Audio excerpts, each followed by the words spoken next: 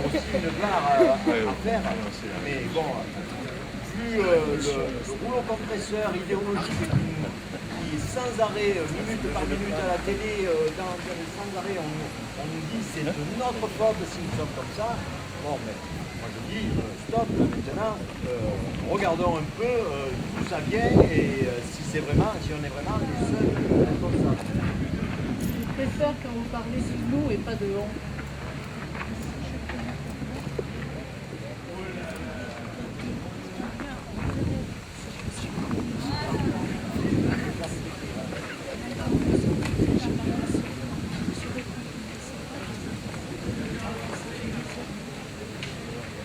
Répétez. Je n'ai rien compris. Donc, ça me dit de regarder combien on prélève sur les économies pour financer le RSA. Quelles sont vos cotisations pour la sécurité sociale? Quelles sont vos cotisations pour les caisses d'allocation familiale? Et de vérifier quelles sont les cotisations pour la sécurité sociale ou l'allocation familiale. Oui, et qu'est-ce que j'ai un peu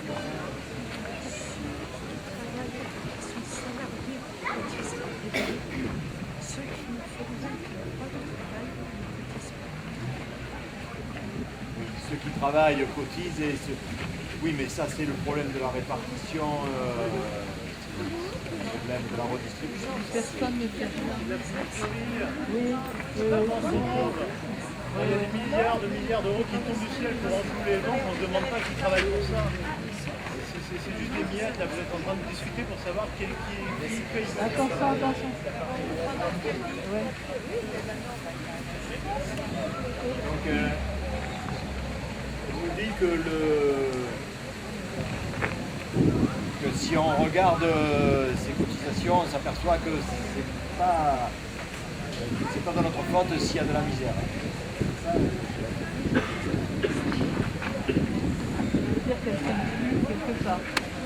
C'est de notre c'est pas de notre faute. c'est pas de notre Oui, c'est un problème de répartition. C'est un problème de répartition. Les autres exemples super cocasses en termes de chiffres qui sont très rigolos, c'est toutes les personnes qui sont chargées de contrôler donc, les travailleurs pauvres, les RMistes qui font bien leur travail, si les chômeurs sont bien au chômage, etc. Tous ces gens qui sont payés pour faire ça, si on leur enlevait leur salaire, il suffirait à donner un revenu de base inconditionnel à tous les Français de 400 € déjà. Ah mais non, il ne faut pas les supprimer. Il faut leur dire qu'au lieu de contrôler les RMistes et les chômeurs, qu'ils contrôlent l'évasion fiscale. Un pétard, alors là, je veux dire, ils gagneraient 100 fois leur salaire. Hein. Pétard. Un pétard. Ah, au lieu de contrôler 10 sous là, de soi-disant trop perçus, là, ils taperaient directement dans les milliards. Là. Ouais. Ah, ouais, mais ça, c'est la vraie question. D'inviter des pauvres et des riches au débat. Parce que là, on est un peu neutre, quoi. On n'est pas vraiment pauvre, hein, et puis il n'y a pas vraiment de riches, mais on veut parler de choses qu'on ne connaît pas, quoi. C'est un peu bizarre. Une chose, c'est, je pense que tout le monde sera d'accord ici, c'est qu'il y a une caste de dirigeants politiques qui s'auto-reproduit. Je pense que bon, on n'en fait pas partie en général. Et au niveau de la notion de partage, par exemple, ne serait-ce que des responsabilités, ces gens-là n'ont pas tendance à partager, puisqu'en général, ils sont maires, sénateurs, chefs du conseil général, président de la commission de machin, et de la commission de réflexion sur bidule, et tout, ils cumulent tout ça. Donc il n'y a absolument aucune notion de partage de responsabilité au sommet donc, de ce qui nous représente dans ce qu'on appelle une démocratie. Donc déjà rien qu'à ce niveau-là, on n'est pas du tout dans le partage, on est dans le tout pour ma gueule, rien que par là. Et il ne faut pas compter sur ces gens-là pour pouvoir initier un mouvement de partage. C'est absolument impossible, ils sont dans l'inverse du partage. Ils sont dans le je ramasse tout pour moi et pour mes amis et pour mes futurs, et mes enfants, enfin ma famille, mon nom. C'est des gros crâneurs, enfin bon voilà. Je veux juste dire seulement que le résultat est aussi plébiscité par le haut de la pyramide, par certains membres de la Commission européenne qui ont des liens de parenté avec les Wittenberg. Et c'est vrai qu'on peut se demander pourquoi dans ces cas-là, parce que ce que tu dis est tout à fait logique.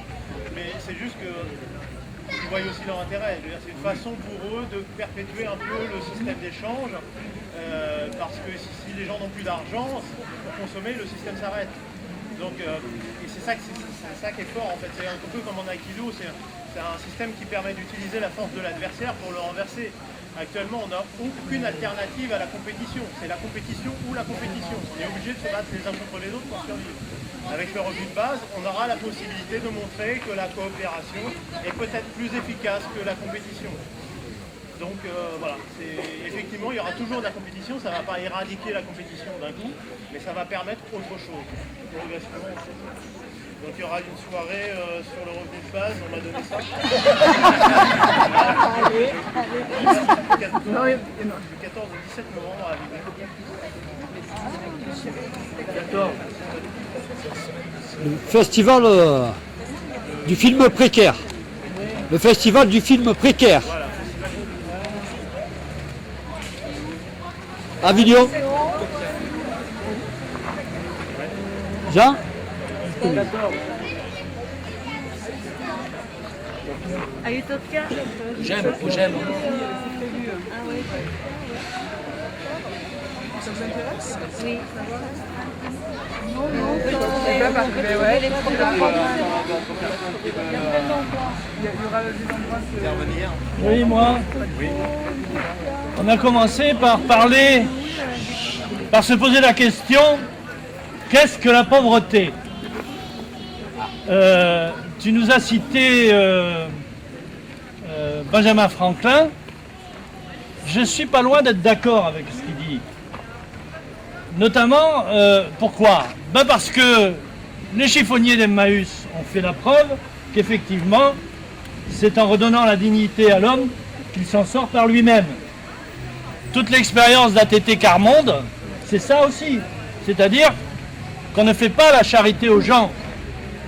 La première parole qu'a dit l'abbé Pierre à celui qui l'a accompagné toute sa vie, il lui a demandé « Mais qu'est-ce que tu peux faire pour moi ?»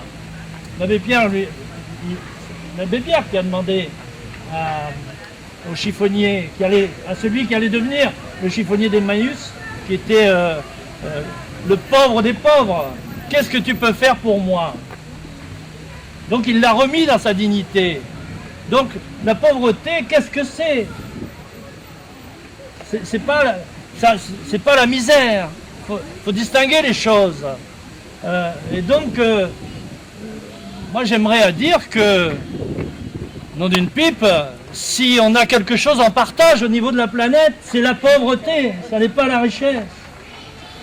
Au sens où on entend la richesse synonyme argent. Tu n'as pas donné la réponse de l'abbé Pierre. Non, c'est l'abbé Pierre qui a posé la question. Ouais. L'abbé Pierre, il cherchait des solutions pour traiter le problème de l'hiver 56.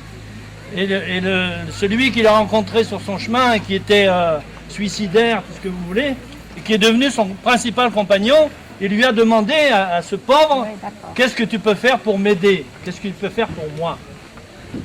Mais moi je pense que voilà. Tu as raison de faire la distinction, mais à mon avis, les choses malheureusement vont de pair. C'est-à-dire que actuellement, on a une classe des riches, et c'est d'ailleurs une des premières fortunes mondiales, Warren Buffett, un Américain, qui a déclaré « La guerre des classes existe ». C'est pas des anarchistes, des marxistes ou des bolcheviques qui disent ça. Non, c'est un des plus grands milliardaires qui disent la guerre des classes existe et c'est ma classe, la classe des riches, qui est en train de la gagner. Bon, eux, ils savent très bien ce qu'ils font. Ils savent très bien ce qu'ils font et ils le font. Et le malheur, c'est qu'ils prennent à la fois l'argent et la plupart du temps la dignité aussi. Ils prennent tout. Tout est bon. Oui, mais enfin, j'aimerais dire, puisque finalement, si c'est la pauvreté que nous aurons en partage sur la planète, nous gagnerons par rapport aux riches, par rapport à ces riches dont tu parles. Je le souhaite, voilà. C'est pas si simple. Parce que nous, on a le nombre, Et eux, ils ont les armes. On a la tête basse. Eh ouais. Il me semble que tu parles. Mais ça ne se mange pas, l'argent. Ça ne se mange pas. Ils n'emporteront pas au paradis, ça c'est Voilà. sûr. Ils seront nus comme le roi. Il me semble que ce dont tu parles, c'est pas Hein? C'est content. Ben oui, je suis content parce que... Il me semble que ce dont tu parles, c'est pas la pauvreté, c'est de la dignité. Ouais. Il me semble que ce dont tu parles, ce n'est pas de la pauvreté, c'est de la dignité. C'est-à-dire qu'il y a cette notion de dignité dont tu es en train de parler, pas la notion de pauvreté. Lorsque tu as dit là, moi j'ai entendu dignité, d'ailleurs à un moment donné, quel est le sens aussi? La question qui doit être posée, c'est quel est le sens de ce qu'on fait? C'est aussi ça qui va là aujourd'hui, qui va vraiment poser problème. Comment nous produisons ensemble sur quelque chose qui est partagé, qui va donner du sens à une société qui va pouvoir avancer. Tous les jours dans l'information, qu'est-ce que vous entendez? Ah bah le PIB, il faut croître, etc. Est-ce qu'on va pouvoir croître sans cesse comme ça? C'est une question qui m'intéresse. Ben voilà. Quand même, hein. Ça veut Et dire voilà. que, clairement, il faut que nous posions une autre question sur qu'est-ce que c'est de produire intelligemment ensemble des richesses. Quel type de richesse? Derrière se pose la question de la dignité. Et lorsqu'on pose la question de cette manière-là, on ramène les gens qui sont dans la pauvreté à des capacités de savoir, de savoir-faire, de savoir-être dans lesquelles ce monde-là va être en capacité de produire quelque chose. On pose le problème différemment. Eh bien, je peux te donner une traduction de ce que j'entends par pauvreté. C'est Pierre Rabhi qui nous la donne. C'est la sobriété heureuse. Voilà. C'est ça que j'appelle la pauvreté. C'est effectivement user des choses selon les besoins vitaux que tu peux avoir.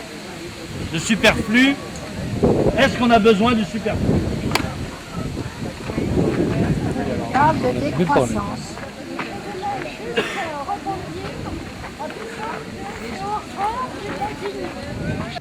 Bonjour, On aurait pu se mettre là-haut, hein. Christophe, comment tu veux, comment tu le sens? Près du petit muret, ce sera plus tranquille parce qu'il y a la D'accord. musique là. Hein. Ok.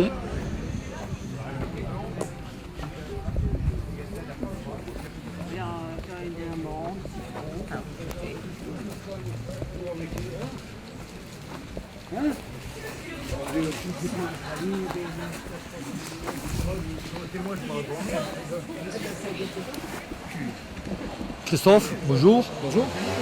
Vous faites partie d'une association ou quel est votre rôle? Moi j'ai participé, alors, je suis avec le comité artistique et le comité d'organisation du festival. Je me suis occupé tout particulièrement cette année de l'œuvre collective des archipels. Et c'était principalement mon rôle cette année. Ouais. Et vis-à-vis de vous, que ressentez-vous en réalité? Enfin, je veux dire, quel sentiment avez-vous actuellement sur le regard des gens sur le festival? Ah bah, c'est des rencontres à chaque fois, c'est des moments particuliers. Là je reviens de ce spectacle de danse de la pension de Nîmes et on s'est tous retrouvés dans une très belle émotion. Il y a eu un moment tout particulier, des gens debout dans la salle, des gens très émus, en larmes pour beaucoup, quelque chose de très fort. Et lorsque une histoire comme celle-ci commence, on ne sait pas ce qui va se produire. Et puis on attend, sans trop savoir d'où ça viendra, ces instants-là. Et ils viennent, ils finissent par venir. Voilà. On sent que vous êtes impliqué sur ce projet. Je voulais savoir par rapport à... Il y a eu un petit problème vis-à-vis de la mairie de Cavaillon pour l'année dernière, mais est-ce que le festival se déroulera déroulera sur le Thor l'année prochaine? J'en sais rien. Vous ne savez pas là? Ah, moi, j'ai pas de. J'ai un avis, Oui. mais je n'ai pas de. Comment dire, d'autorité ou de pouvoir d'influer dessus. Non, je sais pas. On verra. Je pense que le lieu a certes une importance, mais ce qu'il y en a une autre, c'est la périodicité. C'est-à-dire, est-ce qu'il faut que ce soit tous les ans, tous les 2 ans? C'est des questions qui vont se poser très vite. Je sens que cela vous touche énormément, les gens qui sont précaires. Vous vous dévouez complètement pour eux et en retour, j'ai l'impression que vous êtes assez satisfait de vous-même. Mais c'est normal. Moi, non. Non, alors là vraiment non. Non, d'accord. J'ai beaucoup de raisons de ne pas l'être. Non, c'est pas l'histoire. On fait pas ça pour être satisfait de soi. Non, c'est juste que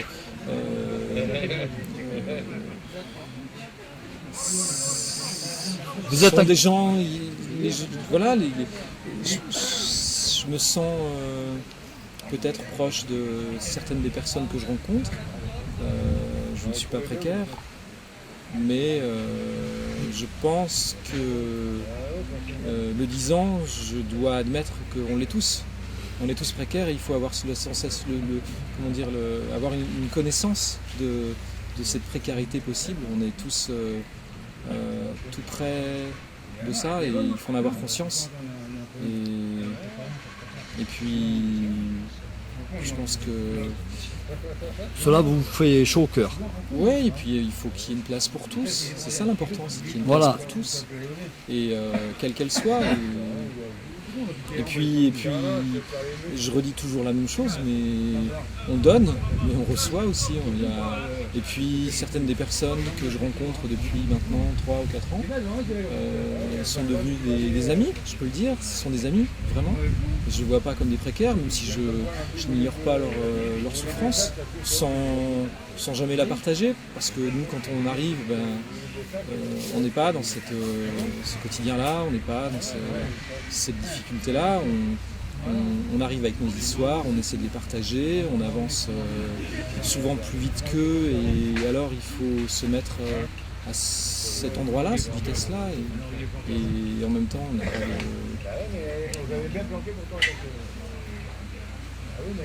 Moi, je pense que c'est ça l'essentiel. On donne des choses, mais c'est aussi parce qu'on en reçoit beaucoup, je pense. Ouais. Je vous remercie. Mais c'est moi. Merci. Je suis bien content d'avoir enfin fait cette interview. Merci. Merci Christophe. Coucou Jamel. Bonjour, comment tu vas? En forme? Impeccable. Super. T'as vu Pierre Jean? T'as vu Pierre Jean? Ouais. Il est là? Il est vers... je vais y aller moi aussi, de toute façon. Je filme la fin du festival, un petit peu la fin du festival. Bon. Oui, vas-y.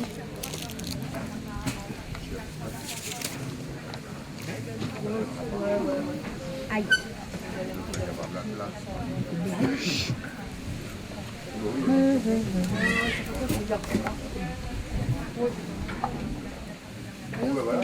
Michel, c'est un carton vide là-haut ou c'est un carton vide? Ah, il est blanc. Excusez-moi d'avoir pas fait blanc.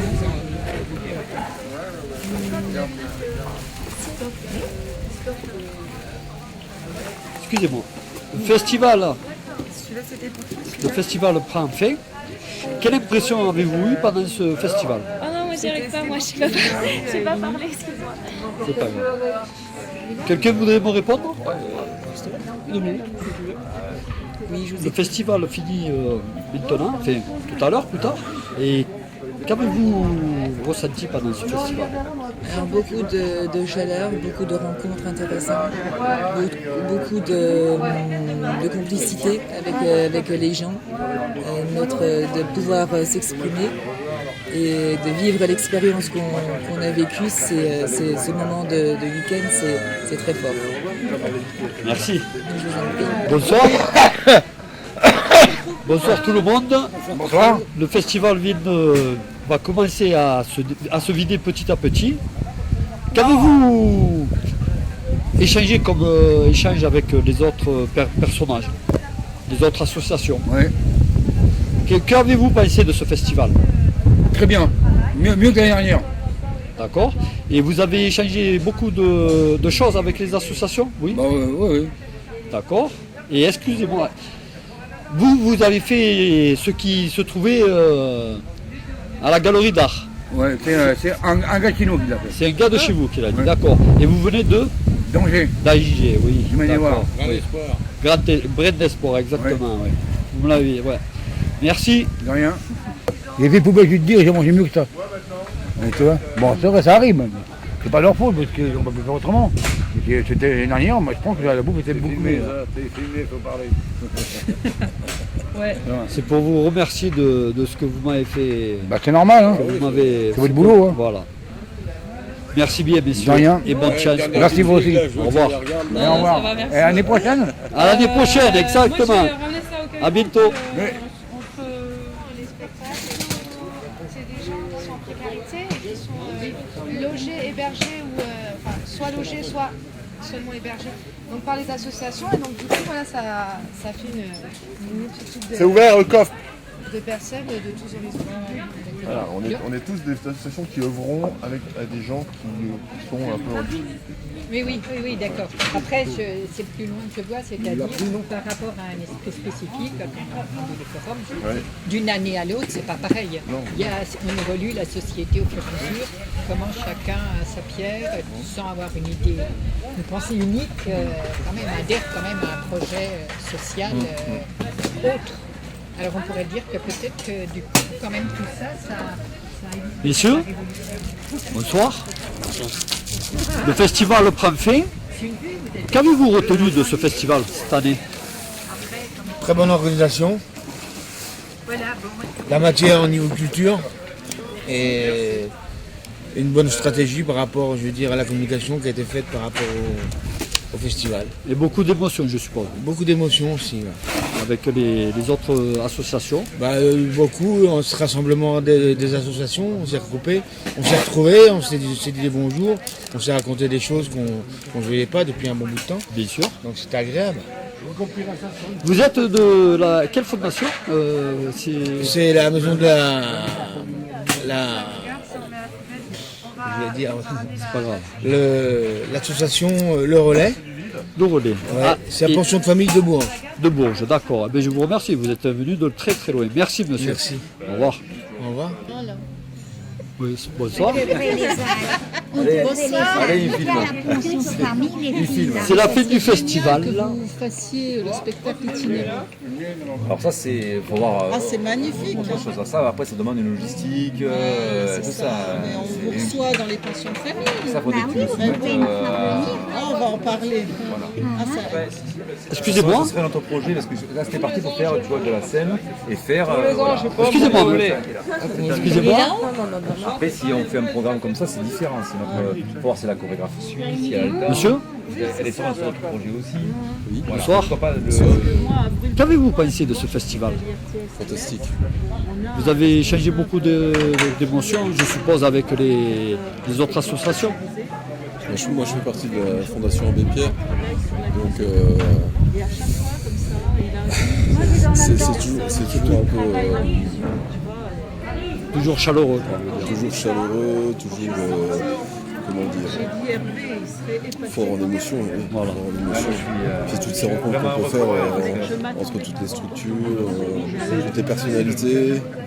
Il y a beaucoup de chaleur humaine et puis même il y a une interaction entre la ville et puis ce public qui est différent de ce qu'ils peuvent rencontrer au jour le jour. Je trouve ça fantastique. Le lieu est super.